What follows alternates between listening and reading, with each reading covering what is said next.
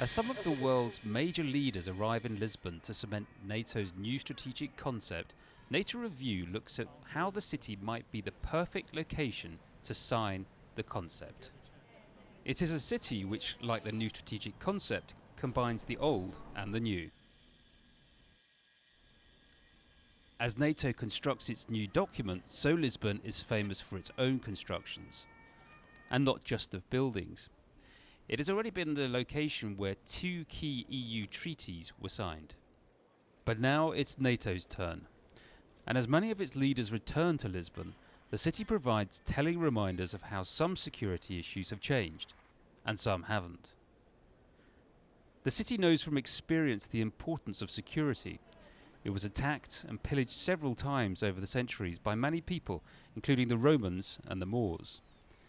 It built up its defences, including its famous Castelo de São Jorge, to protect itself. But now times have changed. This, for example, was a perfect defence point in centuries past, near the sea for trade, an easy to defend high land, a view for miles.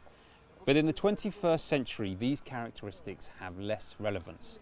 Today, your firewall is often more important than your city wall. But not all security threats from olden times have gone completely, even in this modern globalised world. There's not much better place to come to illustrate a globalised and interconnected world than a port. Here in Lisbon, ships from all around the world form part of the 90% of world trade that's moved by sea, a figure that grew enormously as new markets opened up.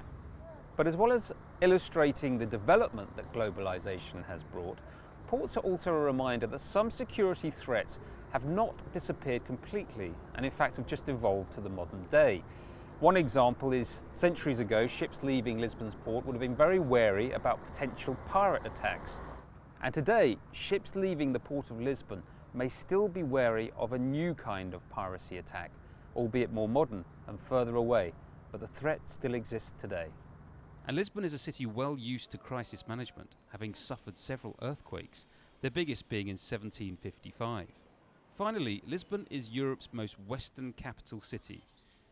As its statue of Jesus looks out over the Atlantic to its counterpart on the other side, many will feel it is appropriate that the next stage of the transatlantic alliance should be signed by Lisbon's shores.